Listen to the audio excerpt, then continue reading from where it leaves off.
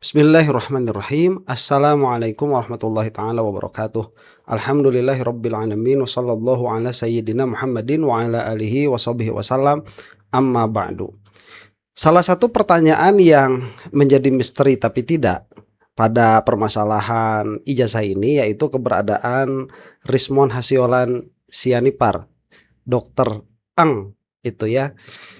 Karena setelah tidak hadir di Rakyat Bersuara waktu Mas Aiman masih menjadi host ya, sekarang sepertinya beliau sedang melaksanakan ibadah haji. Kita doakan mudah-mudahan mabrur, hajinya mabrur, mudah-mudahan diterima oleh Allah Subhanahu wa taala. Sepertinya beliau sedang melakukan ibadah haji.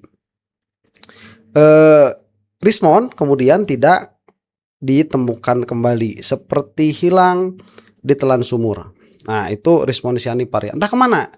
Tapi katanya sih ada yang ngelihat shopping, katanya begitu. Kita juga tidak tahu ya. Yang hadir kan biasanya sekarang yang datang itu jagirnya ya, bukan jubirnya tapi jagirnya.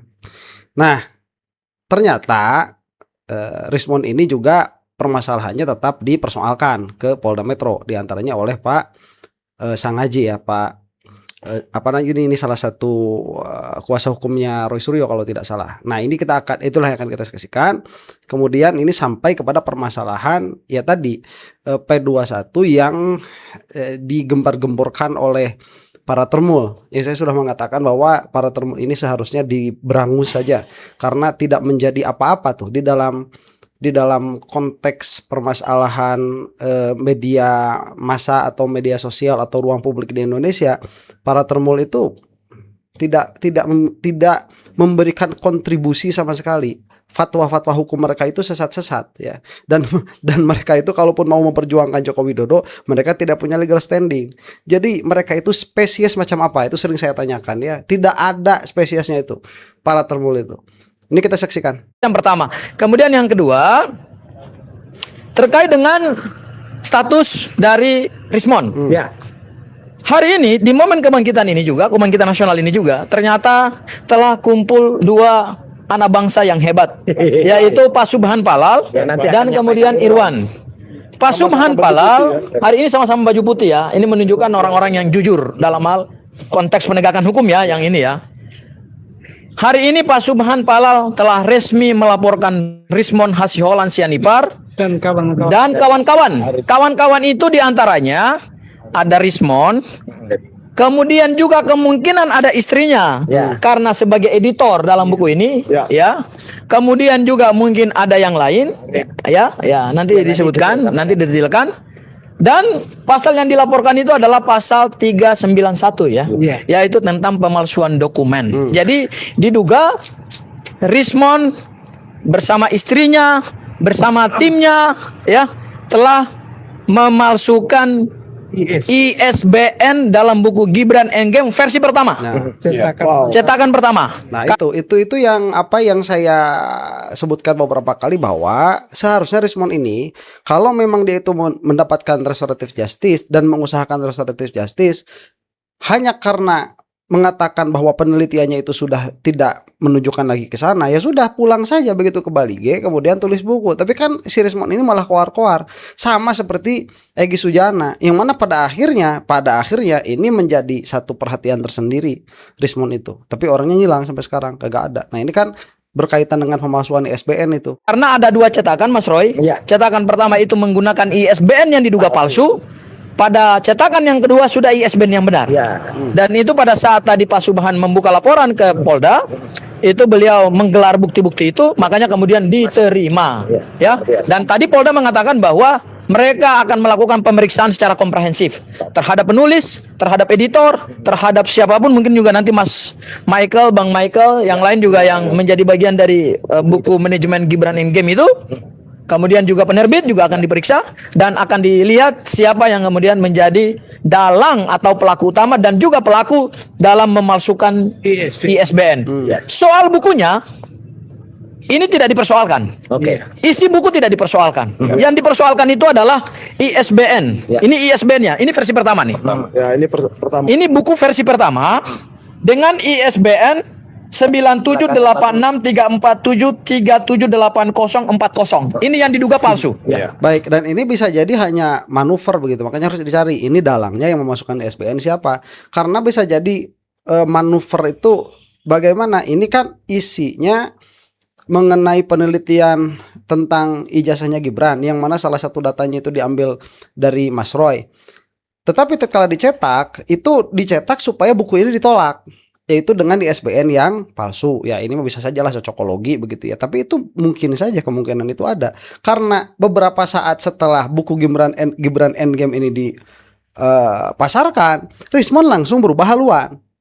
Jadi atas perkiraan bahwa Rismond itu orang titipan ya, orang susupan ke dalam permasalahan ijazah palsu ini, itu bisa saja terjadi, bisa saja. Seberapa besar kemungkinannya tidak tahu lah. Mungkin 45-55 mungkin ya. ISBN ini yang palsu. Begitu dicetak versi yang kedua, ini versi yang kedua ya. ISBN-nya sudah baru nih. 9786347378033. Ini ISBN-nya udah terdaftar atas nama Rismond. Tapi kalau ISBN ini terdaftar atas nama orang lain. Dan itu sudah kami cek melalui Perpustakaan Nasional. Dan bisa di tracking kok, terbuka kok. Ya, itu yang kemudian menjadi LP yang kedua. Nah, dilihat dari segi apa namanya itu pelanggaran hukumnya ada. Pelanggaran hukumnya. Dan mungkin ini counter attack ya, serangan balik juga. Tapi ya memang permasalahan hukumnya ada. Itu jadi bukan hanya ini kan apa namanya merupakan balas dendam. Balas dendam kalau misalkan memang ada permasalahan hukumnya ya memang ada permasalahan hukumnya. Di tim kami ini ada 2 LP. LP dugaan tindak pidana penipuan penggelapan. Pelapornya adalah Bang Irwan, nanti Bang Irwan menyampaikan sedikit. Dan yang kedua, dugaan tindak pidana pemalsuan dokumen. Pelapornya adalah Pak Subhan Palal. Penggugat Gibran tidak punya ijazah SMA ya di Pengadilan Negeri Jakarta Selatan. Dan di tim Negeri Jakarta Pusat, dan di sebelah Mas Roy ada juga LP terhadap Rismond dugaan ijazah palsu dari Universitas Yamaguchi. Artinya Rismond bebas dari 1 LP Pak Jokowi, sekarang harus menghadapi 3 LP. Dan 3-tiganya sudah pro justisia, naik tahap penyelidikan. Tinggal ke depan kemudian mana LP yang akan naik tahap penyidikan untuk penetapan tersangka. Ya itu gara-garanya si Jagir tuh. Jamadagir sang memberikan fatwa hukum sesat kepada Rismond tuh gara-garanya. Ya dipikirnya nggak bakalan dikejar. Pada akhirnya ya dikejar lebih banyak lagi. Kalau misalkan masih di kubu Jokowi mungkin 2 ya. Sama si siapa namanya itu Bang Bill Offside tuh yang mempermasalahkan ijazahnya Rismond. Nah terus sekarang kalau misalkan dia sudah berpindah haluan, apa permasalahan ijazahnya tidak jadi dipersoalkan? Akhirnya persoalankan kembali. Jadi sesat emang Jagir. Ya kita lihat dan sama-sama kami akan kawal laporan dari sahabat-sahabat yang hebatin. Spesial saya serahkan dulu kepada Pak Subhan Palal untuk menyampaikan apa laporan tadi Pak dan bukti-buktinya apa Pak. Saya bermasalah. Silakan Pak Subhan. Pak Subhan Palal.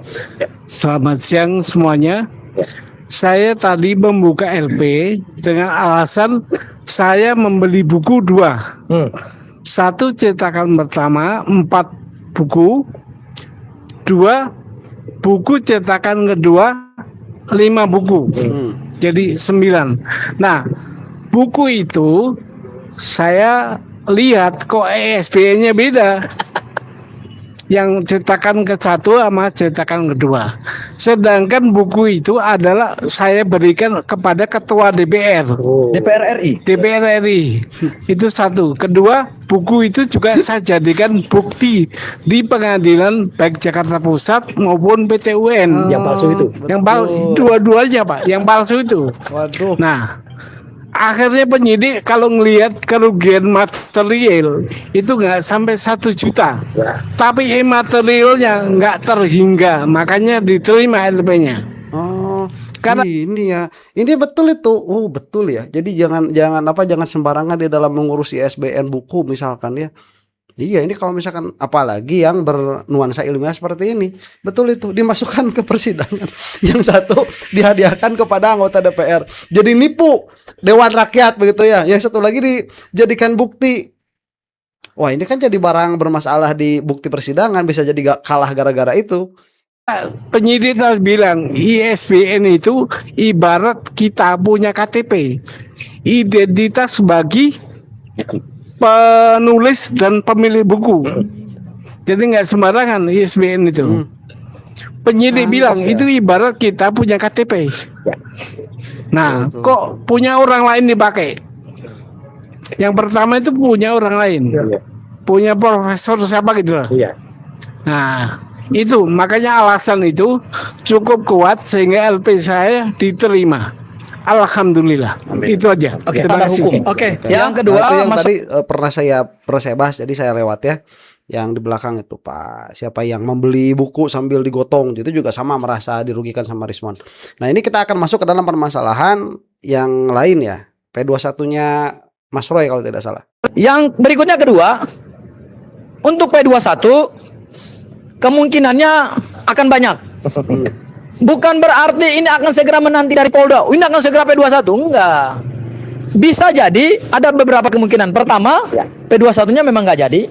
Karena alat bukti yang diserahkan kepada jaksa sampai hari ini kami menduga loh, persepsi loh, belum menimbulkan keyakinan kepada jaksa. Karena gini, berdasarkan KUHP, hanya batas waktu 7 hari bagi jaksa peneliti ketika menerima berkas itu secara administratif dan sah dan patut, 7 hari beliau harus menyatakan pendapat. Ini udah lebih.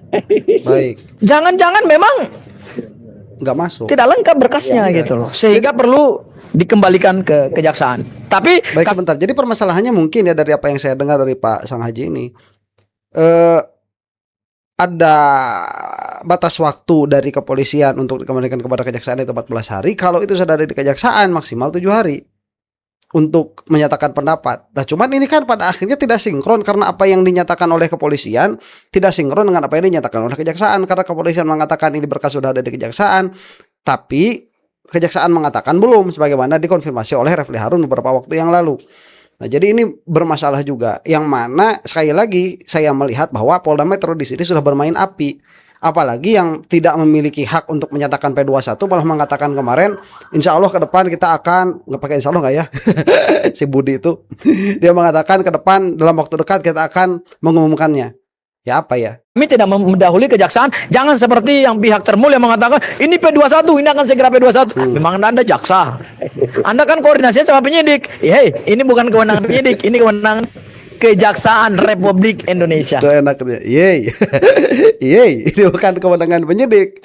Ini kewenangan kejaksaan. Betul. Makanya heran tatkala si Budi ngomong, apalagi waktu si termul-termul itu ngomong, lebih mengherankan lagi.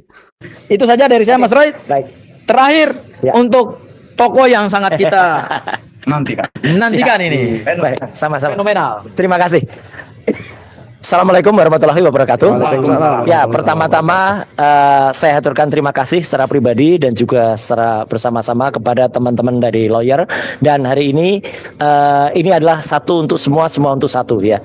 Jadi di sini saya mewakili juga sahabat-sahabat atau pejuang yang belum bisa hadir secara langsung, tapi mungkin nanti baru akan siang hadir untuk WL ya. Ada Bu Kurnia Triryani, ada Dr. Tifa, ada juga Pak Rizal Fadila, dan juga ada Pak Rustam. Jadi kita bersama-sama ya itu. Demikian juga dengan tim hukum yang ada. Ya, ini tim hukumnya sama, gabungan juga ini semuanya. Jadi kalau mau mengatakan pecah apa ya gitu. Kalau dalam bahasa Jawa pecah dasi gitu ya itu. Jadi nggak ada itu ya. Kita tetap kompak, kita bersama. Dan kenapa kompak? Karena itu juga sesuai dengan tadi disampaikan oleh Mas Gafur Sangaji ya, bahwa hari ini kita memperingati Ini masalah dari sananya ya sepertinya. Oh, iya. dan Pak nasional dulu tadi udah sedikit dispel ya.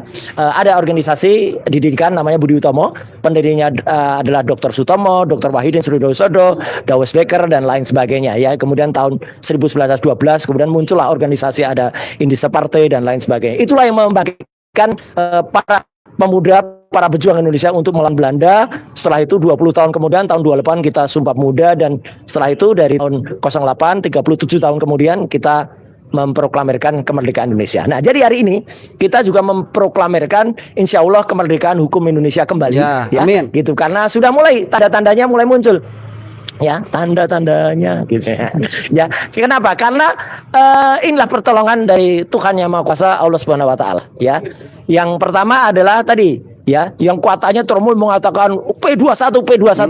Gimana P21? Dominis litisnya ya artinya yang paling dominan menentukan itu adalah pengendalinya adalah pihak kejaksaan. Ya, Polda Metro Jaya saja ya itu menyatakan Pak Budi Kombes Budi, nama dia tulisannya Budi ya, itu mengatakan kita doakan.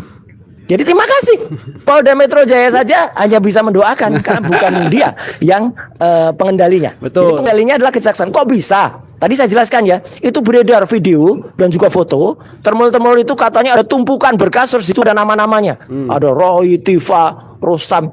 Itu hoax ya. Dan itu sebenarnya kalau kemudian kejaksaan keberatan karena sama saja dengan kejaksaan kebobolan. Sudah ada orang yang bisa masuk dan memuat.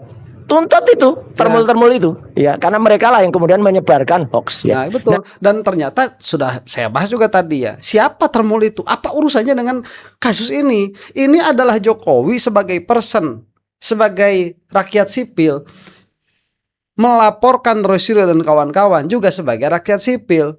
Kan selesai seharusnya. Ini dua perkara ini saja, dua orang ini saja yang berperkara begitu. Lah kok ngapain para termul itu ikut-ikutan? Nah, yang kedua adalah kemarin di Polres Jakarta Selatan ada seseorang yang dengan sangat jumawanya mengatakan P21 sudah A1 ya udah pasti ini ya gitu kan. Kemudian ini saya berdasarkan data fokus detail.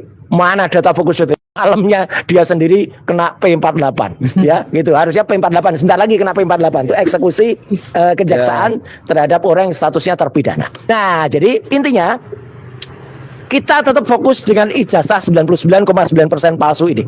Jadi kita tidak bergeser dari sini. Boleh dipegang ya.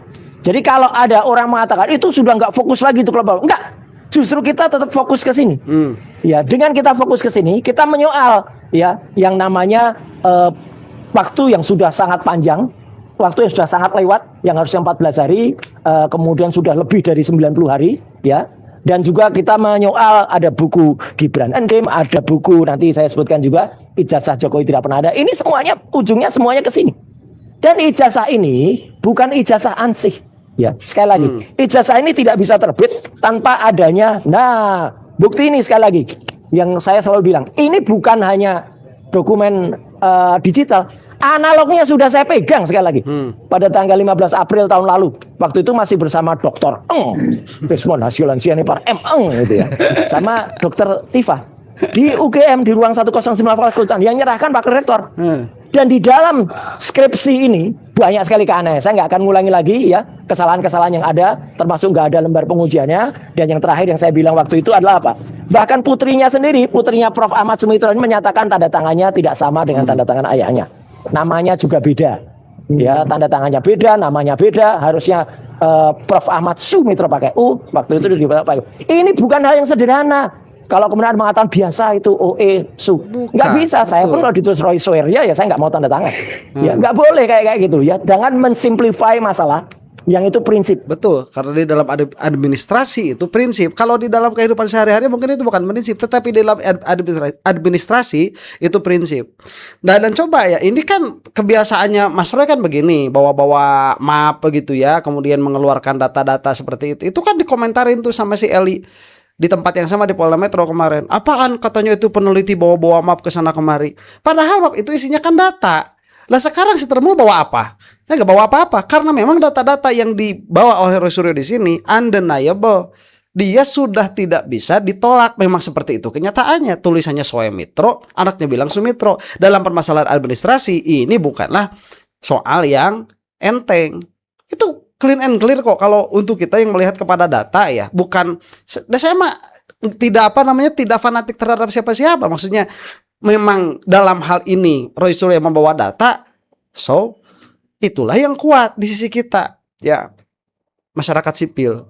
Apalagi seseorang punya paspor Ahmad Sumitro terus dia pakai Ahmad Soemitro, tolak pasti. Jadi ini jelas ya, ijazah tak mungkin keluar tanpa ada perangkat-perangkat sebelumnya, termasuk skripsi. Nah, kemudian yang tadi disampaikan oleh Pak Yahya, Pak Yasena, yaitu CLS.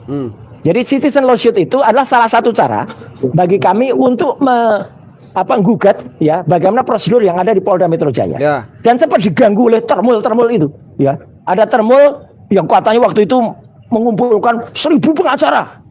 1.000 apa yang munculannya berapa ekor gitu ya. Yang satunya udah nggak ada. Dan ternyata ditolak mereka. Mereka kan mau melakukan gugatan intervensi. Mana nggak ada. Sudah hari pertama nggak bawa surat kuasa, yang kedua juga nggak bawa kelengkapan lagi ya, basnya nggak ada.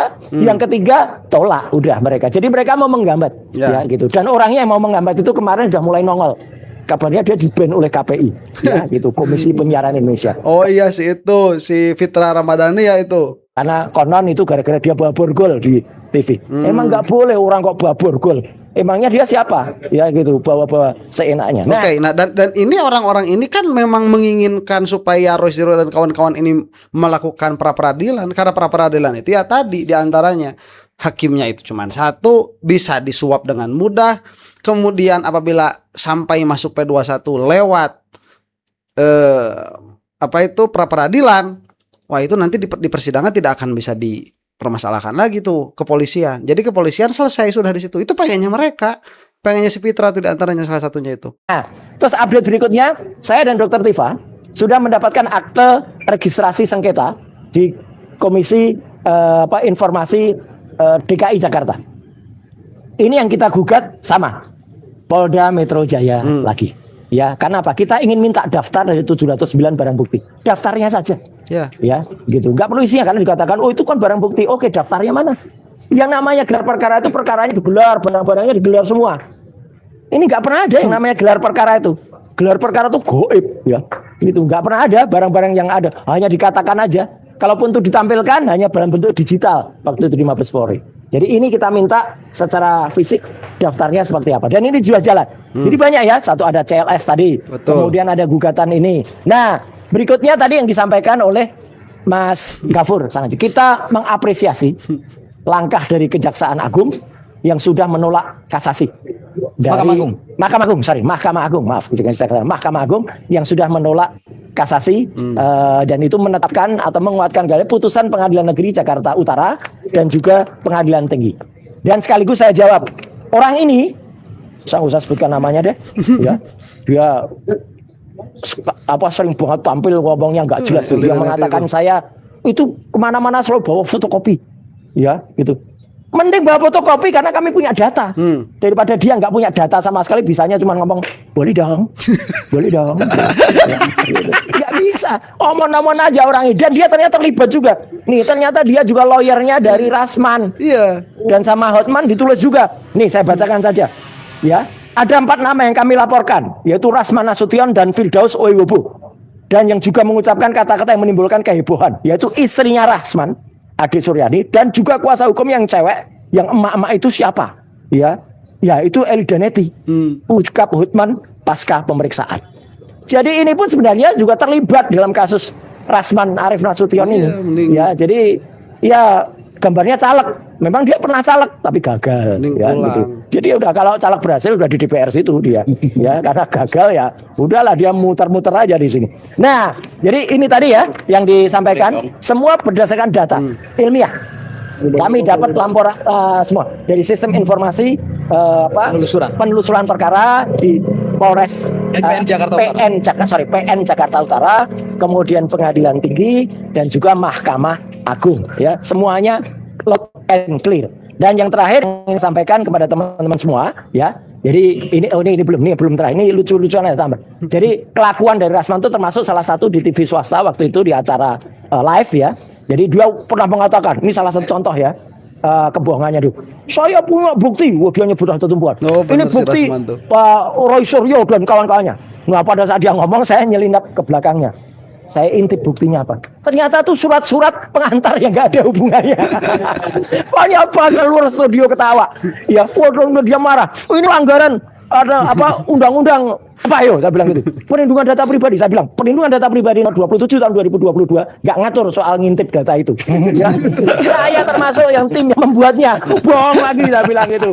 Wah, jadi mau ini tukang bohong ya. Alhamdulillah lah kita mengapresiasi Mahkamah Agung. Ya. Dan ini yang terakhir. Saya tetap juga mengaturkan apresiasi terhadap Polda Metro Jaya yang telah memproses laporannya.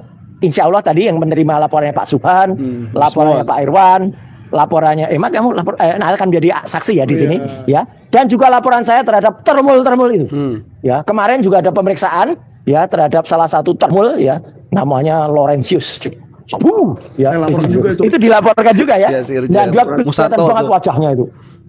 Biasanya dia wah gitu ya. Kemarin diem itu. Sama kayak si apa namanya Thoyib Fanani alias Agri Fanani. Ya, dia juga diem waktu dilaporkan. Nah ini alhamdulillah sudah jalan. Jadi terima kasih Polda Metro Jaya. Ya, Thoyib dikasih 60 pertanyaan, kemarin Irjen dikasih 45 pertanyaan. Ya, nanti akan ada lagi tuh orang-orang yang nanti dipanggil, termasuk yang naik meja tadi ya, Woyobo, ya kemudian ada Danang, ada juga si kempong-kempong itu ya, itu terus ada juga yang ngaku-ngaku dari salah satu kota ya, Blacker itu, terus ada juga butar-butar itu. Ya, jadi semua akan diproses, semua harus sama di mata hukum, apalagi ini adalah Hari Kebangkitan Nasional. Betul. At last but not least, nah ini tokoh konyol yang juga saya sampaikan, orang semacam ini nggak boleh ya.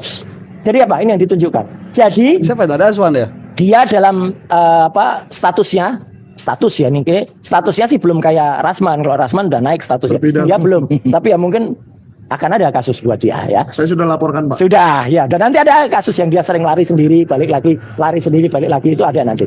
Ya, itu ada kasusnya nanti. Siapa sih? Saya belum akan cerita. Dia kemudian selain mengaku-ngaku sebagai apokat, Oh iya, betul. apokat, Ya, Aswan. apokat, dan itu melanggar juga di undang-undang ngaku. Ternyata pernah ketika dialog saya di salah satu TV, ya, ketika penyiarnya ada mengatakan waktu itu, ya, oh bapak nggak boleh gini. Ternyata dalam break dia menunjukkan kartu ini. Terus penyiarnya, oh apa? Itu hanya penggunaan kartu yang tidak benar, apalagi palsu. Oh. Ya, kalau ini diaku-aku seolah-olah kan itu kartu advokat. Ketahuan Ini hanya ya. kartu member organisasi. Organisasi. Ah, Ini tidak boleh ketahuan. mengaku selaku advokat. Ketahuan. Karena dia pendidikannya bukan advokat, dia D3. Ketahuan. D3 sastra Jepang ya, dan kemudian Bebus dan juga apa itu di Manila ya. Bukan advokat, tapi dia sok ahli apapun. Ya, jadi itulah yang kemudian terjadi. Advokatnya apokat busuk ini ya. Jadi orang-orang busuk ini ya, Betul. itu Bentar, saya ini senang banget ya. Kenapa senang banget? Karena orang-orang seperti ini harusnya musnah dari bumi Indonesia. Harusnya nggak ada orang-orang yang menyebarkan kebodohan. Saya kalau ketemu sama mereka begitu ya, saya mau, kamu itu ekspertisnya apa sih? Mau nanya saja begitu, mau nanya saja. Kalau misalkan mereka mengaku ahli hukum begitu ya, coba kita tanya, ahli hukum itu harus tahu yang paling dasar, fondasinya. Fondasinya itu nanti dari logika. Saya mau tanya logika saja. Duh, ini saya senang banget nih. Terima kasih nih, ada yang memotret fotonya begitu ya. Ketahuan. kemudian harus kita lawan, dan ini kalipan dari Michael ya selaku penerbit. Nah, buku ilmiah. Nah, ya. Angkat bukunya ya. Karena buku ini sudah sempat kita bawa juga ke Universitas Indonesia. Salut untuk UI dan belum salut untuk kampus yang belum menerima, nggak usah saya sebut kampusnya mana ya, gitu. Insya Allah nanti kita akan roadshow ke kampus-kampus untuk membawa buku karya dari Pak Dr. Punatua. Judulnya Bagus. jelas banget ya. Ini biar Nanti kita tipis bahas mereka sendiri pembedanya. ya. Ya, ijazah Jokowi tidak ada. Dan ini ditulis berdasarkan 248 aturan-aturan yang semuanya ada di situ. Jadi, sekali lagi mohon titip teman-teman semua. Jadi hari ini kita tegakkan juga kebangkitan nasional Ya. untuk kita, kebangkitan hukum, dan kita bagaikan peribahasa. Ya, peribahasanya apa? Ya, meskipun ada yang menggonggong, ya. Apa itu yang menggonggong itu? Kafilah berlalu. Ya, kafilah tetap berlalu. Pejuang kebangkitan tetap berlalu meskipun asu kabeh. Asu kabeh. Asu kabeh. Ini orang-orang yang mengganggu kita Ya udah, ini sudah habis ya. Jadi begitu. Mereka mengganggu karena sekali lagi Roy Suryo ini bermasalahnya dengan siapa? Dengan Joko Widodo. Harusnya kalau mau ya ngobrol face to face begitu. Ya dengan si Rifai itu, dengan si Yakub tuh. Udah itu aja, Yakub, Rifai, Pak Abdul Ghafur Sangaji sama Refli Harun misalkan. Itu saja yang kan selesai permasalahannya. Ya ini kok orang yang ngomong siapa juga bolak-balik ke Polda, ke Kejaksaan. Ya, ini harus disirnakan, dimusnahkan dari bumi Indonesia ini demi kebangkitan bangsa Indonesia. Demikian, Allah taala a'lam bissawab. Assalamualaikum warahmatullahi taala wabarakatuh.